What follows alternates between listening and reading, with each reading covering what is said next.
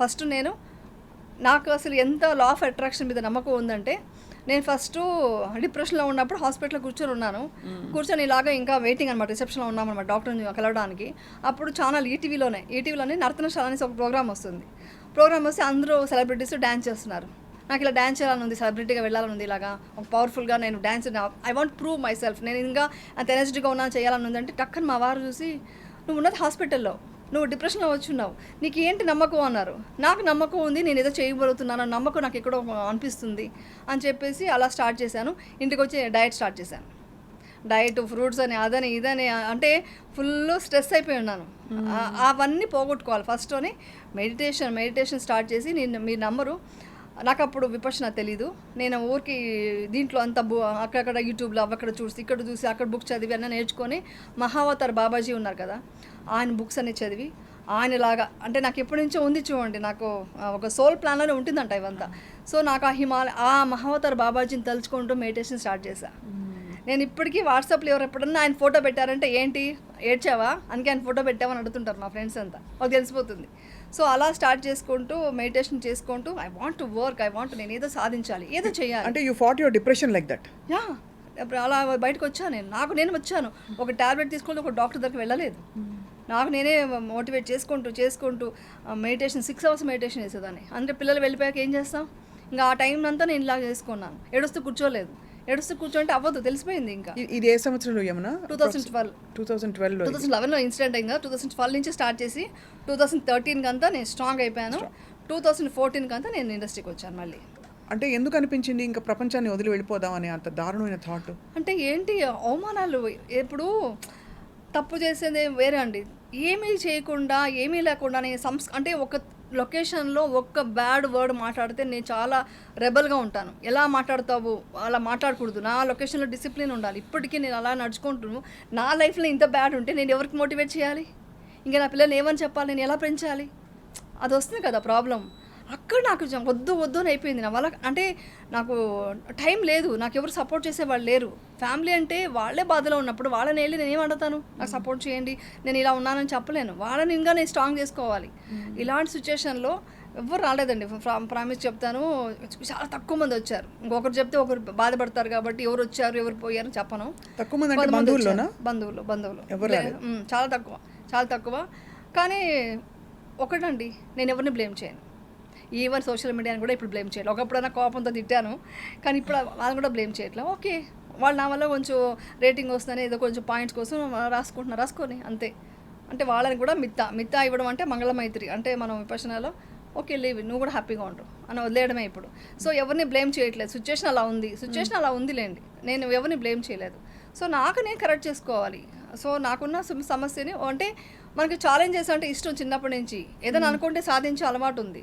So అందుకే నాకు ఇచ్చారేమో భగవంతుడు, నువ్వు ఏం సాధిస్తావు, నువ్వు ఎంత స్ట్రాంగ్గా చూద్దామని టెస్ట్ చేస్తున్నారేమో అనుకొని అక్కడి నుంచి లైఫ్ స్టార్ట్ చేసి డైట్ చేసుకుంటూ తర్వాత వచ్చి షూటింగ్స్కి వెళ్ళాలన్నప్పుడు పిల్లలకి నేను వదులుకోకూడదు కదా. మార్నింగ్ లేచి 5 o'clock లేచి వాళ్ళకి వంటలు చేసేసి బాక్సులు సరిదేసి అన్నీ చేసి షూటింగ్ వెళ్ళి మళ్ళీ షూటింగ్ చేసుకొని ఇంటికి వచ్చి మళ్ళీ వాళ్ళని కేర్ తీసుకుంటూ, ఒక్కొక్కసారి వాళ్ళు తర్వాత నేను బోర్డింగ్ స్కూల్లో వేయాల్సి వచ్చింది. అంటే 10th standard అన్నప్పుడు కొంచెం ఎడ్యుకేషన్ ప్రాబ్లం అవుతుందని, అంటే అప్పుడు వేస్తే ఫోన్లోనే మాట్లాడుతూ మోటివేట్ చేసేదాన్ని.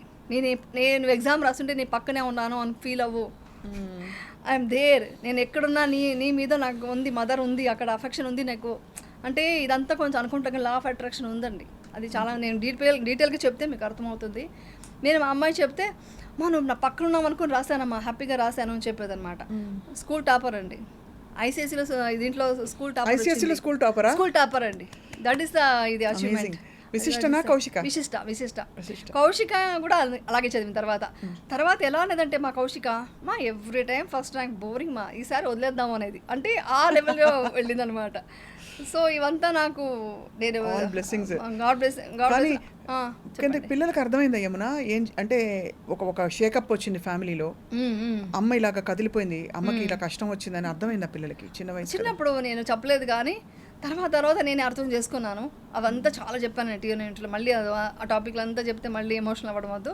కానీ వాళ్ళు ఏ లెవెల్ స్ట్రాంగ్ అయిపోయారంటే, ఇప్పుడు నాకు యాక్చువల్లీ అనిపిస్తుంటుంది, ఓకే అన్నీ అచీవ్ చేశాను, మేము సాధించాము, మేము ప్రూవ్ చేసుకున్నాము, హ్యాపీగా ఉన్నాము ఫ్యామిలీతో. వాట్ నెక్స్ట్ ఏంటి, నెక్స్ట్ మా పిల్లలకి వచ్చేవాళ్ళు రేపు వాళ్ళేమంటారు అంటే ఇది మాట్లాడొచ్చు లేదు, మా అమ్మ ఇప్పుడు కూడా తిడుతుంది ఇవన్నీ మాట్లాడితే. కానీ అది ఒక భయం లోపల ఉండేది నాకు మొన్నటిదాకా ఏంటి రేపు పొద్దున వచ్చేవాళ్ళు క్వశ్చన్స్ ఏమైనా అడుగుతారేమో, నేను మా అమ్మాయికి ఎలా పెళ్లి చేయాలి ఏంటి అని ఉండేది. మా అమ్మాయి ఒకటే చెప్పింది, అస్సలు మనల్ని నమ్మి మనల్ని అర్థం చేసుకొని వచ్చేవాళ్ళు వస్తారు, వచ్చినప్పుడే మనం వాళ్ళకి ఇది చేద్దాం. మనకు రెస్పెక్ట్ లేని చోటు మనకు అనవసరం. చాలా కరెక్ట్ పాయింట్ అది. మనం సెల్ఫ్ రెస్పెక్ట్తో ఇంత స్ట్రాంగ్గా మనం ఎవరి మీద డిపెండ్ అవ్వకుండా ఉన్నాను నేను. తను ఇప్పుడు వర్క్ చేస్తుంది ఇండివిజువల్గా, తను మంచి అవార్డు తీసుకుంటుంది కూడా ఒక ఆఫీస్లో దీంట్లో. సో నేను ఆ పొజిషన్ ఉండేటప్పుడు ఎందుకు ఎందుకు ఎందుకు బాధ అవుతావు, ఎందుకు పట్టించుకుంటావు వేరే వాళ్ళ గురించి, అలా అంత స్ట్రాంగ్గా ఉన్నారు ఇప్పుడు. బాగా అర్థం చేసుకున్నారు పిల్లలైతే, చాలా స్ట్రాంగ్గా ఉన్నారండి. నాకంటే స్ట్రాంగ్ వాళ్ళే యాక్చువల్లీ. నేనే కొంచెం సడన్గా ఎంతైనా మదర్ కదా, కొంచెం ఒక స్టెప్ వెనక్కి వెళ్ళినా మళ్ళీ నాకు పుష్ ఇస్తారు వాళ్ళు. సో అదనమాట. కానీ గ్రేటెస్ట్ థింగ్ అంటే మామూలు వ్యక్తులు సోషల్ మీడియా ప్రేక్షకులు ఎవరన్నా అంటే కూడా చూసి చున్నట్టు వదిలేయచ్చు. కానీ మీ ఫ్యామిలీ అంటే ఎవరి కోసం అయితే మీరు సినిమా ఇండస్ట్రీకి రావాల్సి వచ్చిందో వీళ్ళందరూ కూడా బహుశా మీకు ఇవ్వవలసినంత సపోర్ట్ ఇవ్వలేదని వినికిడి. అవును, నిజమే. యాక్చువల్లీ ఏంటంటే చిన్నప్పటి నుంచి నాది త్యాగం. అంటే నేను ఇప్పుడు త్యాగం ఇప్పుడు అనకూడదు, మనం కోరుకొని వచ్చాము. ఇప్పుడంతే ఒకప్పుడు అనుకునేదాన్ని, ఇంత కష్టపడ్డాను, ఇంత ఫ్యామిలీ కోసం చేశాను, నన్ను ఎవరు అర్థం చేసుకోవట్లేదని. ఇప్పుడు అవంతా అనుకోవట్లేదు. ఎలా అంటే మనం ఏదో విధంగా మనం సాయం చేసాము, మళ్ళీ దాన్ని ఎక్స్పెక్ట్ చేస్తున్నామంటే అది స్వార్థం అవుతుంది కదా. సో మనకు దేవుడు ఎక్కడి నుంచో మనకు లైఫ్లో బాగున్నాం కదా. సో మనం చేసిన సాయం ఎక్కడా పోలేదు, అందరూ బాగుండాలని కోరుకునేదాన్ని చిన్నప్పటి నుంచి అండి. అందరూ బాగుండాలని కోరుకోండి, ఫ్యామిలీ కోసమే ఇండస్ట్రీకి వచ్చింది నేను. ఫ్యామిలీ కోసమే ఫ్యామిలీ బాగుండాలని కోరుకున్నా, బాగున్నారు, అందుకు హ్యాపీ పడతాను. అంటే you wanted to settle everybody down అంతే. ఎస్, అదే ఉండేది నా మైండ్లో. ఇప్పుడు అదే పోరాటమేనండి, అది ఏ టైంలో ఇది ఉందా కానీ చిన్నప్పటి నుంచి. యమునకి ఏం కావాలి అని ఎప్పుడైనా అడిగారా? యమునకి ఏం కావాలి? ఇంత మంచి క్వశ్చన్ అడిగారండి. మీరు నన్ను ఎమోషనల్గా కనెక్ట్ చేయాలని చూడకండి మీరు. ఇంతవరకు మా పిల్లలు తప్ప ఎవరు అడగలేదు. అంటే మా హస్బెండ్కి తెలియదు ఏం అడగాలి అని, తెలియదు ఆయనకి. అంత ఇస్తున్నాం కదా అని అనుకుంటారు. నీకేం కావాలి అని అడిగింది మా మదర్, కొంచెం అడిగారు, మా మదర్ అడిగారు, తర్వాత మా పిల్లలే అండి. ఇంకెవరు వచ్చి ఇంకా వాళ్ళని అడగరు. ఎందుకలా మీరు అడగలేదు? మీరు అడిగి ఎందుకు? ఒక్కసారి మీరు లా ఆఫ్ అట్రాక్షన్ నమ్ముతారు కదా, అవును, విపశ్యనాని చేశారు కాబట్టి ఇవాళ రోజున ఈ జీవితం నాకు ఒక ఆపర్చునిటీ, నాకేం కావాలి అని మిమ్మల్ని మీరు అడిగితే వచ్చే సమాధానం ఏమన్నా? ఇప్పుడు నాకేం కావాలి అని అడిగే పొజిషన్ దాటిపోయి నాకేమీ వద్దు అని వదిలేసుకున్నాను. ఇప్పుడు ఎందుకు అడుగుతాను? ఇంకా నాకేమీ వద్దు, ఇంకా నాకు నగల మీద చీరల మీద ఇప్పుడు ఏదో వచ్చానంటే ఇంటర్వ్యూ కోసం నేను ఇప్పుడు సన్యాసం గెటప్ వేసుకుని ఏదో వేసుకుని వస్తే మీరు ఆ డిస్టర్బ్ అవుతుంది. నాకు ఆ డిస్టర్బ్ చేయడం ఇష్టం లేదు కాబట్టి ఏ ఫంక్షన్కి వెళ్ళినా అలా రెడీ అవుతాను. కానీ కొంతవరకు నాకు జ్యువెలరీ మీద ఇంట్రెస్ట్ పోయింది. హౌసు, బంగ్లాలు, కార్లు ఏమీ లేదు, నథింగ్, ఏమీ లేదు. ఉన్నది ఉన్నట్టుగా లైఫ్ని చూస్తూ, ఓకే ఇది దక్కిందా ఈరోజు, ఓకే నాకు ఈ ఫుడ్ దొరికింది, ఈ ప్లేట్లోకి నాకు ఈరోజు ఈ ఫుడ్ వచ్చిందంటే దీని వెనకాల ఎంతమంది ఒక గ్రాటిట్యూడ్తో నేను భోజనం చేయాలి. నాకు కావాల్సిన 2 పూట్ల భోజనం అండి. నాకేం కావాలని అడిగారు కదా, నాకు కావాల్సిన 2 పూట్ల భోజనం, మేము మెడిటేషన్ చేసుకోవడానికి ఒక ప్రశాంతమైన ఒక ప్లేస్, అంతే. ఇంకేమీ ఇంకేమీ కోరికలు లేవు.